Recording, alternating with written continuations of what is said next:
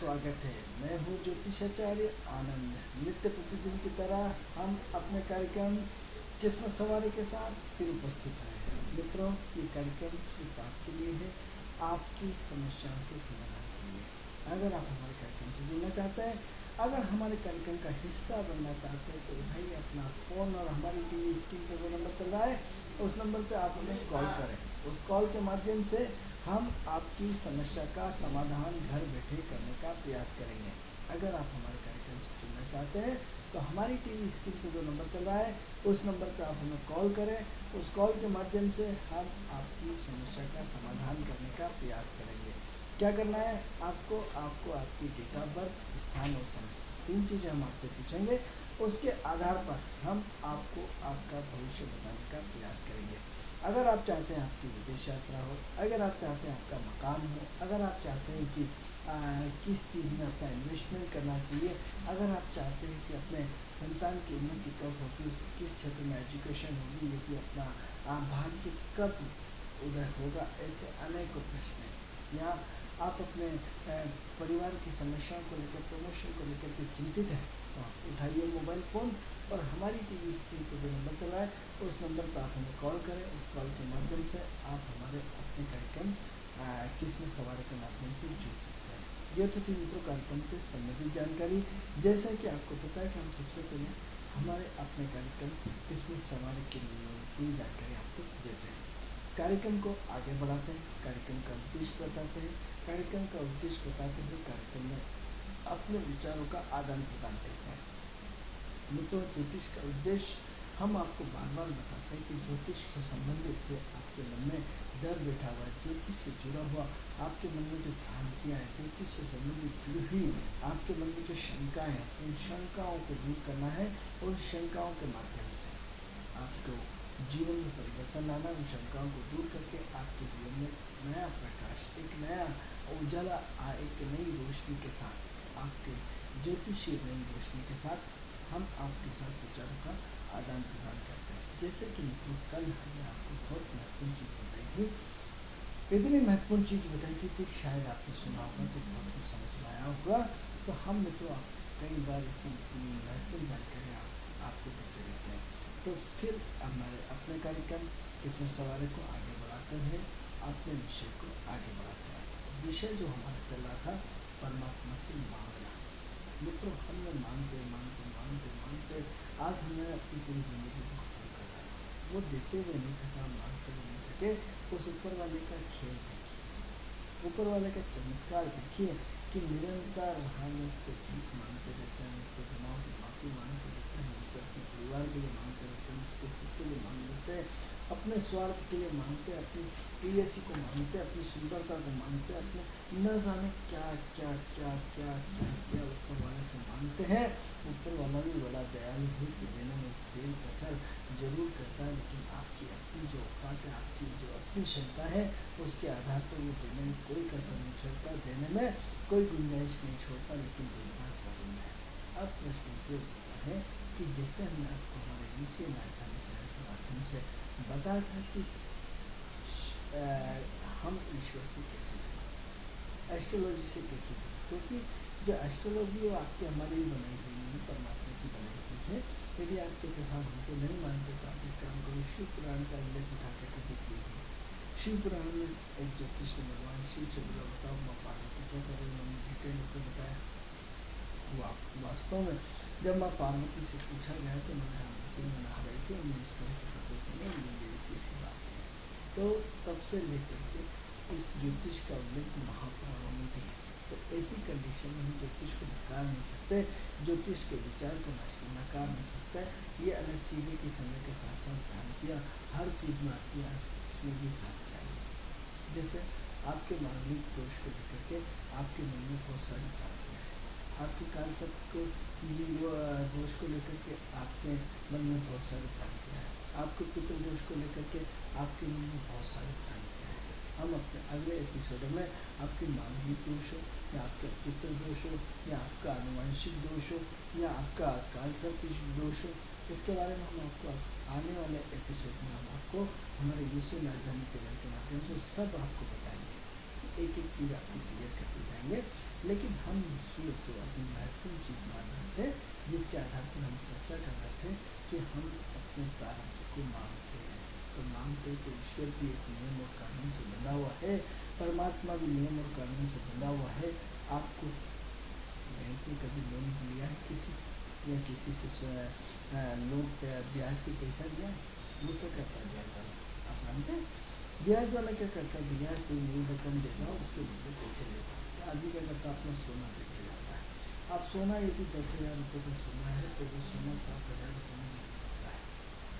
10,000 रुपये की कीमत लेके 5,000 देता है या 7,000 देता है, इससे ज़्यादा बिल्कुल खत्म नहीं देगा। क्योंकि हो सकता है सोने के भाव बढ़ जाए, हो सकता है सोना नकली हो, या उसमें 50% यदि उसमें कुछ अन्य धातुएं डली हो, या तो उस वजह से सोने का रेशो नहीं होता है। तो सवाल ये हो रहा है कि भगवान की यदि हम बात करते हैं तो भगवान भी आपके एहसान नहीं कर रहा है।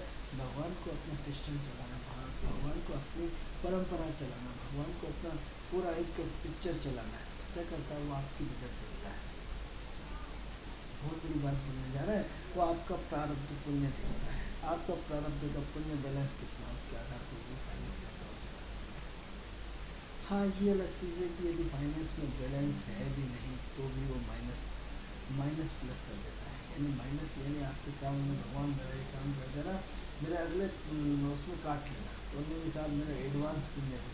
तो ये ईश्वर की व्यवस्था बहुत अच्छी है कि आपको माइनस में भी आपको ऋण देता है। अन्य बैंकों में इसमें आपको ऋण नहीं मिलता, लेकिन ईश्वर हर बुरे व्यक्ति की हर बुरे वक्त में ईश्वर सबकी मदद करता है। आपके अकाउंट में पैसा हो तो ठीक है, आपके अकाउंट में पैसा नहीं हो तो ठीक है। आपके अकाउंट से सेंस आपके पुण्य का अकाउंट, आपके पाप का अकाउंट, आपके माइनस और प्लस का जो बैलेंस है उसका अकाउंट की बात कर रहा हूँ। यदि वो अकाउंट आपका नील भी है तो भी आपको माइनस कर देना, आपको पैसे मिलते हैं। फिर आपको जब अगला पुण्य कभी गलती से कर देते तो फिर काट सकता है। तो सबसे पहले तो आपका ये अकाउंट नंबर देखो, माइनस में तो नहीं जा रहा है। अरे आजकल तो ATM आपके सिम कार्ड में भी बैलेंस वाली कंपनियां आपको उधार बैलेंस देती है। उन्हें कि साहब आपके बैलेंस कम हुआ है और यदि आप चाहते हैं उधार बैलेंस तो आप हमारे इस नंबर पर फ़ोन करिए, तो इस नंबर पर ऐसे बटन दबाइए, हम आपको 10 रुपये उधार दे देंगे।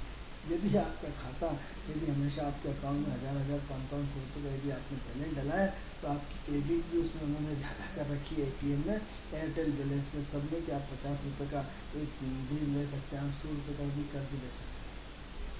यानी कितनी बड़ी आश्चर्य की एक एयरटेल कंपनियाँ एक इस तरह से जो नेटवर्क देती है, नेटवर्क वाली कंपनियाँ आपको उधार देती है बैलेंस, आपके क्रेडिट का बिना बैलेंस के पहले एडवांस क्रेडिट देती है। तो क्या ईश्वर आपको एडवांस क्रेडिट नहीं दे सकता? वो तो परमात्मा दीनदयाल, लेकिन चुकाना तो पड़ेगा, वो माफ़ करने वाला नहीं है। ये बात फिक्स है। जैसे एयरटेल कंपनियाँ या जैसे ये नेटवर्किंग कंपनियाँ माफ़ नहीं करती। आप जिस दिन बैलेंस लगाओगे सबसे पहले तुरंत उड़ा देंगे आपको, पहले अपना ऋण चुका लेंगे ब्याज से। तो उसी तरह आप भी ईश्वर को आपसे ले तो लेते हैं, मांगते तो लेते हैं, लेकिन आपने पहले मांगने से पहले ये देखा है कि उस अकाउंट को चुकाएंगे कहाँ से। उन्हें कई ज्योतिषियों के लोग आते हैं, भगवान मेरा कर्ज मुक्त कर दो, मुझे ये कर दो, ये अनुष्ठान कर दो। हाँ ठीक है कर देते हैं, पूरा करते हैं, लेकिन चुकाओगे कैसे? किसी का भोजन तो खा लेते हो तुरंत, किसी की शादी हो रही, बढ़िया अच्छे कपड़े घूम करके और अच्छा चिकट विकट होकर खुश जाते हो, उनका भोजन खा लेते हो, चुकाओगे कहाँ से? मित्रों, ये चुकाने की परंपरा यदि आपके दिमाग में फिट हो जाए, यदि ऋण चुकाने की परंपरा किसके हाथ से होती है? छठा का होता है ऋण देने का, 12th होता है ऋण चुकाने का। अब एस्ट्रोलॉजिकल आप कहेंगे कि सारी तो आध्यात्मिक बात करते हैं, हम ज्योतिष और आध्यात्म का समन्वय करते हैं, ज्योतिष और आध्यात्म का मिलन करते हैं, ज्योतिष और आध्यात्म के माध्यम से आपको एक जीवन को एक नए रूप से जोड़ने का प्रयास करते हैं। तो अब प्रश्न ये उठता है कि यदि छठा घर आपको ऋण दे रहा है तो 12th हाउस ऋण चुकाने का। तो ऋण कई तरह का होता है, धन में नहीं होता। आपने किसी को एक कप चाय पिलाई तो ऋण तो आपको चुकाना पड़ेगा, किसी का एक टाइम भोजन खाया तो ऋण तो आपको चुकाना पड़ेगा, किसी के आपने कपड़े पहने तो आपको ऋण तो चुकाना पड़ेगा। चुकाए बिना जीवन की प्रोग्रेस होने वाली नहीं है। आप गलत फहमी निकाल देना, वो लेना जानता है, देना जानता है, और यदि वो देना जानता है तो लेना जानता है। उसका सब सिस्टम, उसके अपने कैमरे, उसके अपने कर्मचारी, उसका अपना आईपी तुरंत लिख लेता है। तुरंत आपने इधर विचार किया नहीं और उसने तुरंत अकाउंट में लिखा नहीं।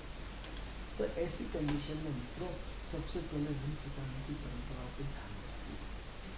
यदि हमने परमात्मा से, यदि हमने शिक्षा न मांगी होती, हमने तो अच्छी सुंदर पत्नी नहीं मांगी होती, हमने अपने सुख संसाधन नहीं मांगे होते, हमने कार मकान जमीन प्रॉपर्टी नहीं मांगी होती, हमने सिर्फ एक ही चीज़ मांगी होती। वो चीज़ जानते हैं आप क्या? कि हे परमात्मा से तेरा आशीर्वाद प्राप्त। मित्रों जिस दिन ईश्वर का आशीर्वाद मिल जाए, जिस दिन आपके साथ ईश्वर का आशीर्वाद सब साथ चलने लगे, उस दिन समझना आपके मुंह घर आपके साथ चलते। लोग के मुख लेने द्वारे रशिया आपके साथ चलती है। आप इससे साथ हम तो नहीं मानते, तो आप एक देख लो राजा को, हमारा सीएम साहब को देख लो। जब सीएम साहब निकलते हैं, पीएम साहब निकलते हैं, राष्ट्रपति निकलते हैं, तो कितनी गाड़ी आगे होती है, कितनी पीछे होती है, अकेला कितना बड़ा होता है। यानी उनके रक्षक और उनके पूरी बॉडीगार्ड उनके आगे पीछे घूमते। तो क्या परमात्मा जब घूमे साथ आपके रहेगा, तो क्या राशियाँ और आपके ग्रह आगे पीछे नहीं घूमेंगे? जब राशियाँ इतनी पावरफुल है, ग्रह इतने पावरफुल है, तो परमपिता परमात्मा कितना पावरफुल है आप कल्पना करें। यदि ऐसी स्थिति में आप सोचते हैं कि हम आपको आध्यात्मिक शिक्षा दे रहे हैं, तो ये आपकी सबसे बड़ी मूर्खता है। क्योंकि ज्योतिष का आध्यात्म से बहुत बड़ा संबंध है। ज्योतिष ही आध्यात्मिक अवस्था है। अरे साहब हम तो नहीं मानते, तो गुरु के लक्षण क्या है, सूर्य के लक्षण क्या है, बुद्ध के लक्षण क्या है, 50 बार समझा चुके हैं। नहीं समझते तो आप फिर आपको बताते हैं कि गुरु सिद्धांत है, गुरु आदर्श है। एक आध्यात्मिक व्यक्ति क्या देता है? आपको अच्छे मार्ग पर चलने की शिक्षा देता है। शनि क्या करता है? तपाता है। एक आध्यात्मिक क्या कहता है? मेहनत करो। बुद्ध क्या कहता है? अच्छी जगह दिमाग लगाओ। सूर्य का प्रशासन चलाता है, क्या करता है? प्रशासन के नियमों का दंड करता है। यदि आप उद्दंडी हैं तो सूर्य आपको दंड देने में भी पीछे नहीं हटेगा। क्या भगवान ने इतने सारे राक्षसों को दंड नहीं दिया? तो ज्योतिष की ही चर्चा है मित्रों। ज्योतिष को हम आध्यात्मिक रूप में ले जाते हैं, ज्योतिष को हम आध्यात्म से समन्वय करके बताते हैं, क्योंकि मूल तत्व यही है। जो अभी तक आपने पेड़ के पत्तों को पानी दिया, आप जड़ को पानी देना सीखो। बहुत कर लिया आपने, दुनिया भर के उपाय कर लिए, दुनिया भर की सोच कर ली, दुनिया भर के ज्योतिषों को दिखा डाली कुंडली, कुछ नहीं हुआ। अब आप हमारे हिसाब से सोच के चलिए, उस परमात्मा से जुड़िए, उस आध्यात्म के शक्ति पुंज से जुड़िए। सारी इच्छाएं त्याग दीजिए। इच्छा उसके ऊपर यकीन रखिए, विश्वास करिए। क्या करना है आपको? ईश्वर से एक ही चीज़, दो चीज़ आपको मांगना चाहिए। प्रथम चीज़ ये कि ईश्वर का आशीर्वाद। यदि दुनिया का, यदि ईश्वर आपको आशीर्वाद दे दे, यकीन माने दुनिया का सबसे पावरफुल व्यक्ति वो है जिसको परमात्मा का आशीर्वाद है। जो ईश्वर का आशीर्वाद है उसे किसी चीज़ की जरूरत नहीं है। परमात्मा उसके आगे पीछे घूमता है। वो उसके किसी को दोस्त, किसी को दुश्मन हो जाए, सारी दुनिया दुश्मन हो जाए, उससे कोई फर्क नहीं पड़ता। सारी दुनिया दोस्त हो जाए, उसकी फर्क नहीं पड़ता। आप उसकी खूब वाहवाही करो, कोई फर्क नहीं पड़ता। आप उसकी खूब बुराई करो, कोई फर्क नहीं पड़ता। उन 9 ग्रहों से ऊपर का जीवन, जिसे हम ज्योतिष कहते हैं, जिसे हम शिव का तीसरा नेत्र कहते हैं, जिसे हम ज्योतिष का तीसरा नेत्र कहते हैं, उसे आध्यात्मिक ज्योतिष कहते हैं। यदि मूल तत्व समझ जाए कि हम परमात्मा हमें कुछ नहीं, तुमने सब कुछ दे दिया। अरे तुमने आँख दे दी, नाक दे दी, कान दे दी, पेड़ दे दिया, सब कुछ करोड़ों अरबों रुपये का दे दिया।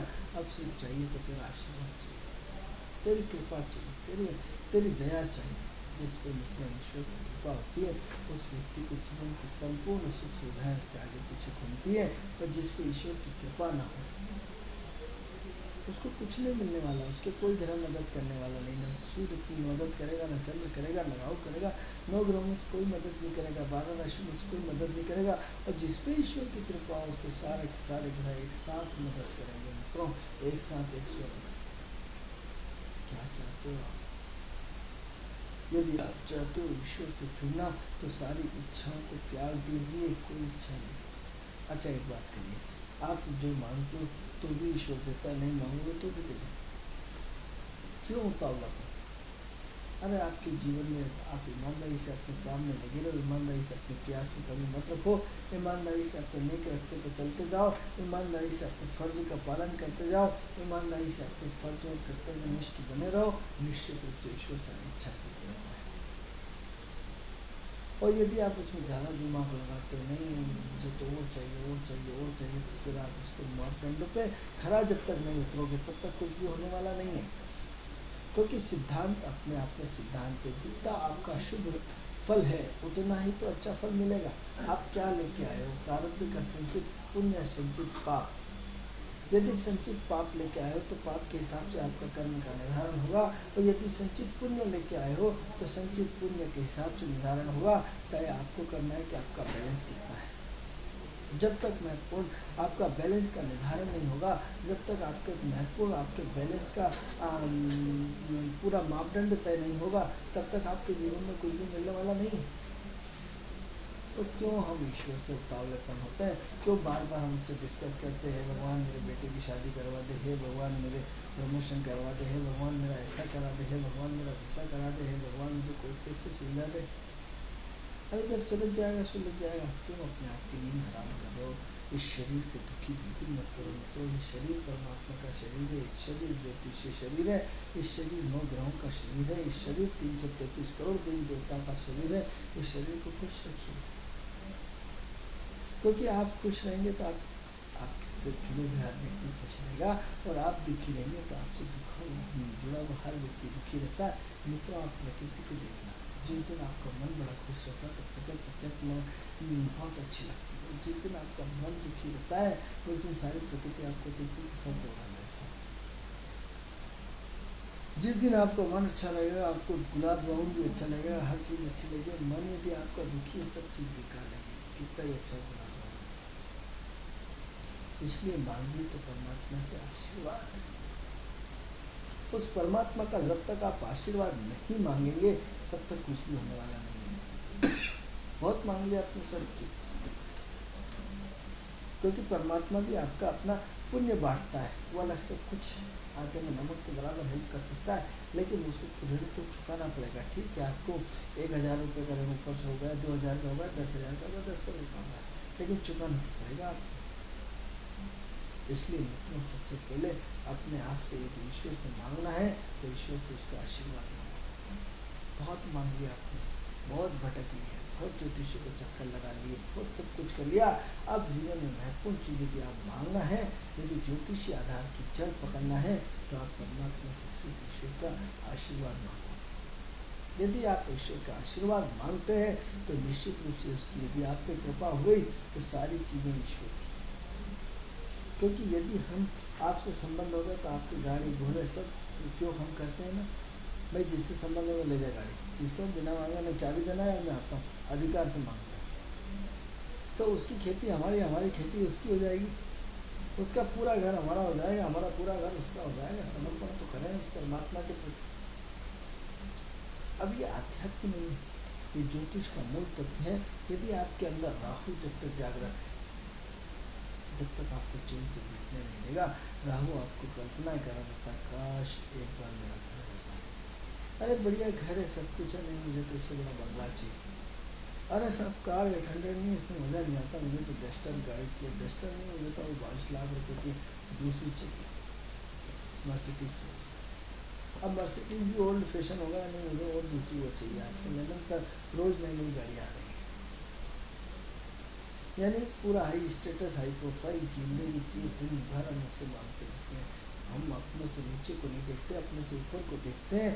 अब राहु आपको दिन भर घुमाता रहता है, राहु आपको दिन भर डराता रहता है, राहु आपको दिन भर आपसे उठा उठक कराता रहता है, दिन भर आपको झूठ प्रपंच सब बताता रहता है, फिर आपको केतु के विरुद्ध सजा दिलाता है।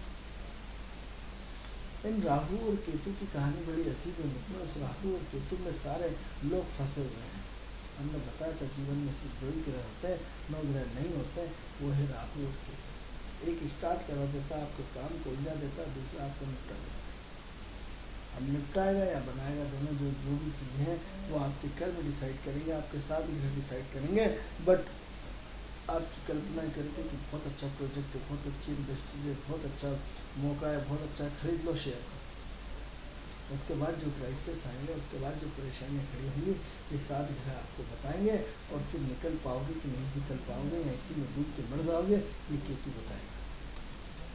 मित्रों, चर्चा जारी रहेगी। सेकंड मैंने आपको उपाय बताया था कि फर्स्ट तो ईश्वर का आशीर्वाद हम मांगो, दूसरा क्या मांगो, सिर्फ 2 चीज़ें ईश्वर से मांगना है, अपने गुनाहों की माफी। जीवन में मित्रों यदि हम अपने गुनाहों की माफी मांग लें, ईश्वर के आगे रोना सीख जाए, ईश्वर के आगे प्रायश्चित करना सीख जाए, ईश्वर के आगे प्रेयर करना सीख जाए, ईश्वर के आगे प्रार्थना करना सीख जाए, राहु और केतु इन 2 ग्रहों को अपने साथ रख लीजिए मित्रों, जीवन धन्य हो जाएगा, जीवन बदल जाएगा। केतु अंतिम मोक्ष है, राहु हमारी भावना है, राहु हमारी कल्पना है। अब जिन लोग मूर्ख हैं, जिन लोगों को ज्योतिष नहीं आती, वो हो सकता है आपसे कहने लग जाए था ये तो गलत बोला है, चंद्रमा मन का कारक है, चंद्रमा ये है, चंद्रमा संतुष्टि, चंद्रमा। हाँ भाई, चंद्रमा ठीक है, चंद्रमा अपनी जगह काम करता है। राहु को पढ़ के देखिए, राहु को समझ के देखिए, राहु को भोग के देखिए, आपको समझ में आएगा राहु कितनी कमाल की चीज है। क्योंकि मन का भटकाव और कल्पना को भटकाव में अंतर है। मन छोटी चीज की बात करता है, चंद्रमा छोटे लेवल की बात करता है, चंद्रमा अपने घर तक सीमित रहता है, राहु पूरे ब्रह्मांड तक सीमित होता है। वो सपने दिखाता है कि मुझे इतना बड़ा सीएम बनना है, इतना बड़ा पीएम बनना है, मुझे ये करना, वो करना, फलाना करना, ढकाना करना। इतनी क्षमता सिर्फ राहु में है। मन को बदलने में टाइम नहीं लगता, अगले दिन में भी ठीक है, जैसा चल रहा चलने दो, लेकिन राहु चुप नहीं बैठता है। वो तो आपको नचा डालता है, आपको इधर से उधर, उधर से इधर, इधर से उधर, नहीं सारे जतन कर लो, ढंग धाम बस सारी नीतियाँ अपना लो, ये राहु है। तो मित्रों 2 चीज़ें हम आपसे बार बार बोलेंगे कि सबसे पहले ईश्वर का आशीर्वाद मांगिए, दूसरा अपने गुनाहों की माफ़ी मांगिए। ये 2 चीज़ें यदि आप अपने जीवन में करते हैं तो निश्चित रूप से सफल हो जाते हैं। ये 2 चीज़ें आपके जीवन में इतनी बड़ी क्रांति ला देती हैं, ये 2 चीज़ें आपके जीवन में इतना बड़ा परिवर्तन ला देंगी, ये 2 चीज़ें आपके जीवन में पूरे आपके ग्राफ को बदल देंगी। बहुत मांग लिया कि भगवान कार दे दे, भगवान ये दे दे, भगवान वो दे दे, मांगा तो ये नहीं। आप एक काम करें, चलो हम तो गलत बोल रहे हैं, ठीक है, आप क्या 2 बच्चे हैं, एक बच्चे को खूब दो, एक बच्चा खूब मम्मी ये चाहिए, मुझे ये चाहिए, मुझे ये चाहिए, एक बच्चा नहीं मांगता, मम्मी इसी को दे दो सब। आप यदि भविष्य की कल्पनाओं में यदि देखेंगे, जिसने कुछ नहीं मांगा उसको बहुत कुछ मिलता है, और जिसको बहुत कुछ मांगता रहता है उसको कुछ नहीं मिलता है। जो मांगता मुझे ये चाहिए, मुझे ये मिठाई, तो उसको लेकर सिद्धांत के अनुसार उसके हिस्से की दो मिठाई के पीस दे दिए जाते हैं। और जो नहीं मांगता है, उस बच्चे के लिए माँ अपने हिस्से का अपना रख देते हैं, पिता अपने हिस्से का रख देते हैं, 2 पीस उसके अपने खुद के भाग्य के होते हैं, और वो घर के और मेम्बर भी उसको देते, बेटा तू खा लो। तो नहीं खाए उसकी मर्जी, वो अपने छोटे भाई को देते उसकी मर्जी, लेकिन उसका लाड प्यार सबके प्रति आता है जो नहीं मांगता है। क्योंकि हमने मांग मांग करके अपने ज्योतिष ग्रह को, अपने पूरी ओरा को बिगाड़ रखा है। बहुत मांग लिया, दिन भर मांग लिया। एक व्यक्ति अच्छा कल्पना करे कि आप भगवान हो और आपसे यदि रोज आपका कर्मचारी नौकर, आज भाई साहब मुझे ये दे दो, आज मुझे ये दे दो, आज मुझे ये दे दो, रोज मांगता रहे, आप में कितनी पीड़ा होती है। अब आपकी मजबूरी उससे काम लेना, आपको संसार चलाना, ठीक है दे देंगे, ठीक है काट लेंगे, लेकिन रोज मांगने वाला व्यक्ति बहुत कमजोर होता है। मित्रों, भगवान कभी किसी को कमजोर न बनाए। मित्रों, मांगने से पहले बहुत आ जाए तो बहुत अच्छा है, लेकिन किसी से मांगना नहीं चाहिए। मांगने से पूरा स्वाभिमान खत्म हो जाता है। हमने ईश्वर से उसी भी मेरा भगवान, हाथ ऐसा होना चाहिए, यूँ नहीं होना चाहिए। यदि हाथ यूँ है तो ईश्वर तेरा लाख लाख आशीर्वाद है, ये हाथ कभी मत बनाना, मांगने वाला कभी मत मानना। यदि सिर्फ मांगना भी पड़े तो ये हाथ सिर्फ तेरे आगे झुके, किसी और के आगे ना झुके। सूर्य, इसलिए सूर्य को स्ट्रांग करो कि कभी आपको मांगना नहीं पड़े।